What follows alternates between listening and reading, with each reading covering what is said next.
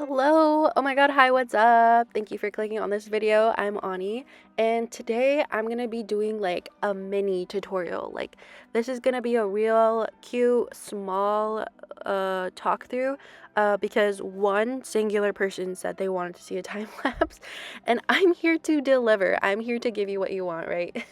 So yeah, let's kind of talk through how I made this sketch come to life through Procreate. I did use my brush for the entire thing. You can purchase it if you would like. I will link it below. However, you really don't have to if you don't want to. I promise you that. All you need is a brush you're comfortable with that kind of operates like a marker would. So here she is, the original sketch on the original paper. I did not scan it when I went to paint it in Procreate. I just took this picture exactly that you're seeing right here.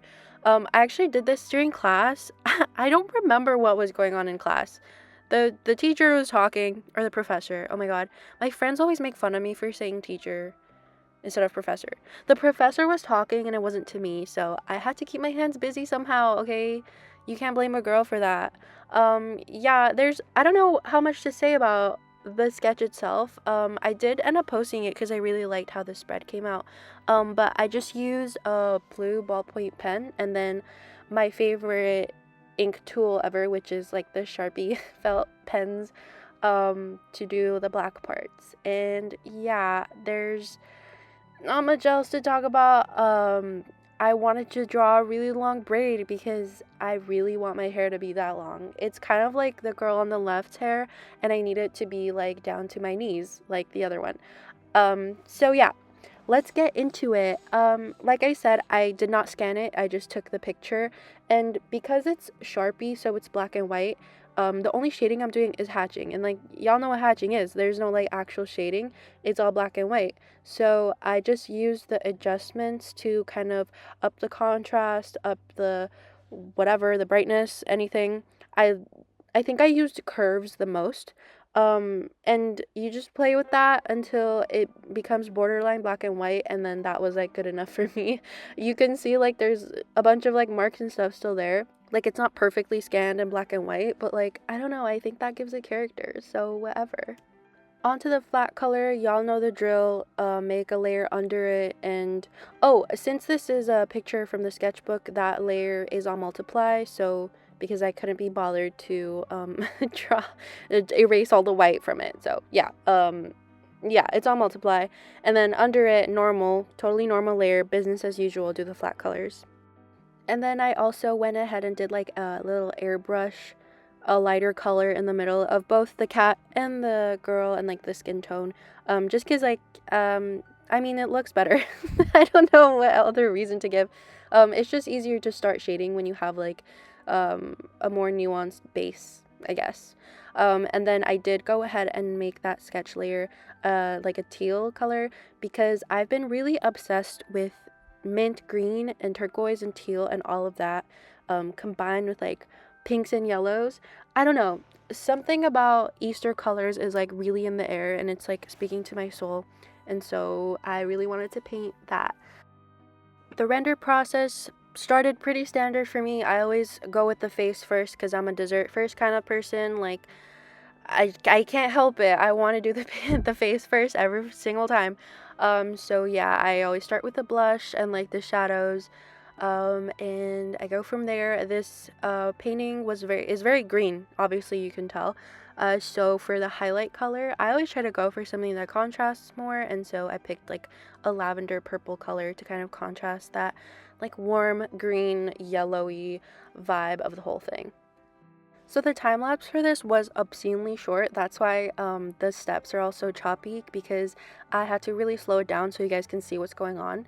I kind of think it's weirdly very informative. You can like physically see like step 1, 2, 3, 4, 5 to a million of like how I got to where I got to.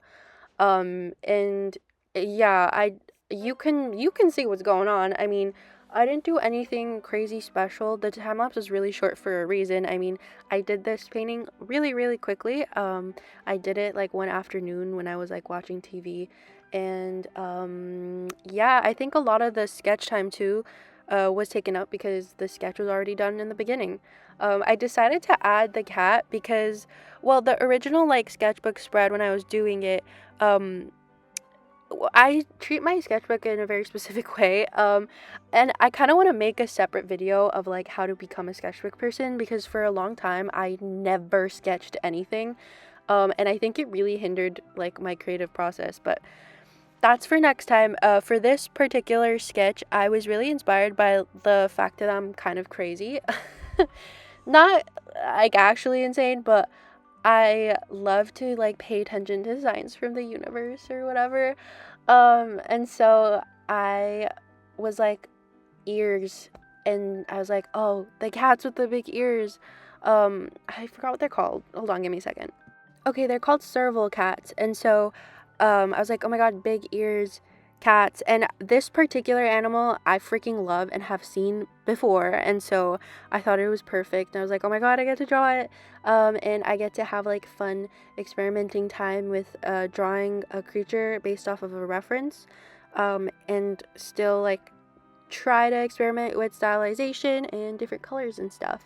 So yeah, the painting itself was inspired by like paying attention to serendipity. So I've realized that I'm a super like contrasty kind of person, and I do want to try in the future to experiment like doing the opposite of that, but for this painting that really comes through because I really enjoyed like putting in the dark blacks, as you can see. So I did in the hair go around and like put in a lot of blacks and like those little pockets of shadow that would show. And to boost up the contrast even more, for that like drop shadow behind her, I went in with an even brighter teal. And it's funny, like this whole painting, like the further you go, the crazier I get with like the highlights and the darks. And I just like, I want everything to be super like stickery for this, just because it feels so like girly and like poppy and like I don't know, like stickery.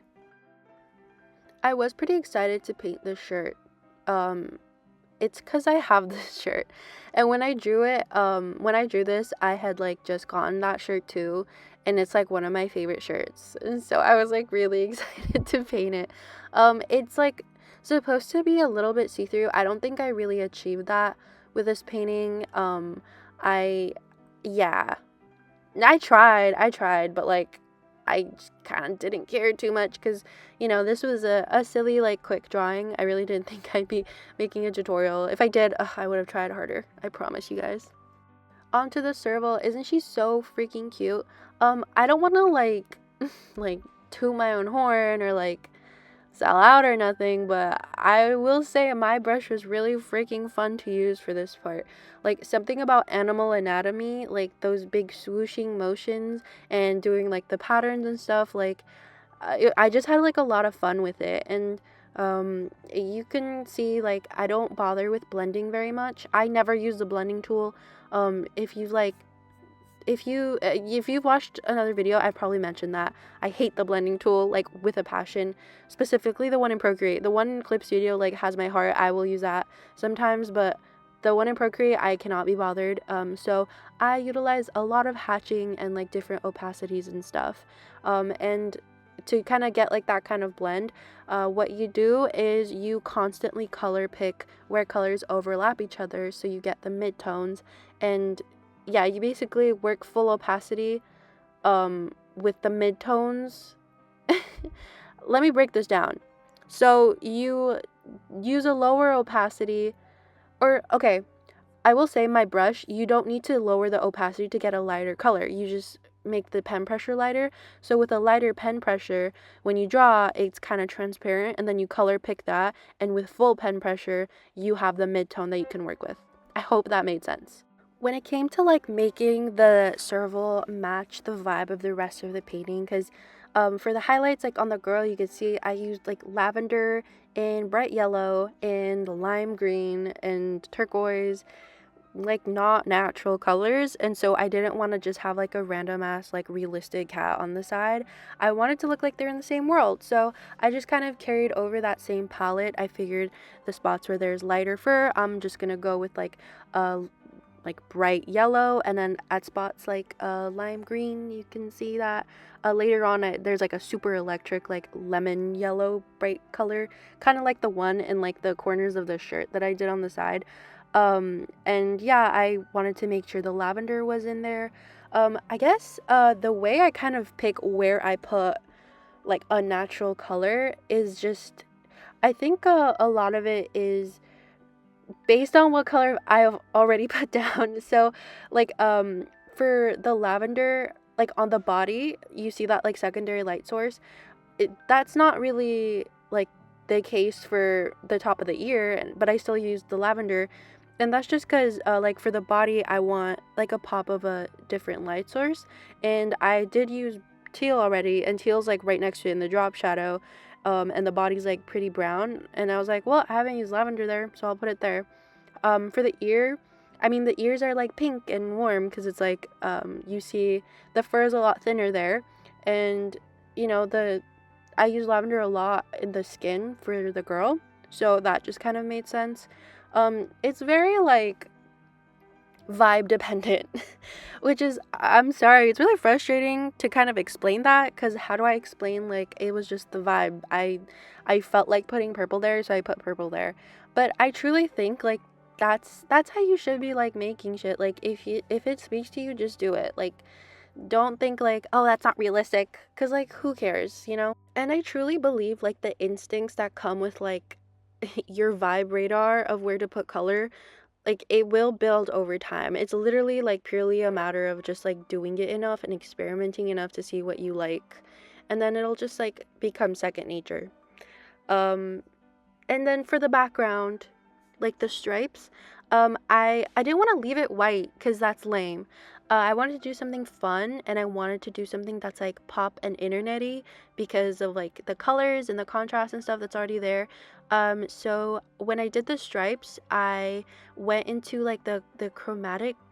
No. I went to like the halftone, like in the like editing section of Procreate, you can like click halftone to like scale like the size of the dots. And so I just did that, and it like created like a really cool like glitchy effect. And I like that like the big glitches kind of looked like confetti too. So um yeah, I that was just like a happy accident. I was purely just like seeing what would happen if I messed with the settings, and I liked it, and that's it. And we're done. Like I don't have any more to say. I hope you like it. I hope you enjoyed the video. And I hope to see you again. I have another video on the way, and in that one I discuss art school because I get a lot of questions because I'm currently an art major. And yeah, I hope to see you in that one. It's a very special one. It's a really special one. I really hope you watch it because I also do a traditional painting. So yeah, see you soon.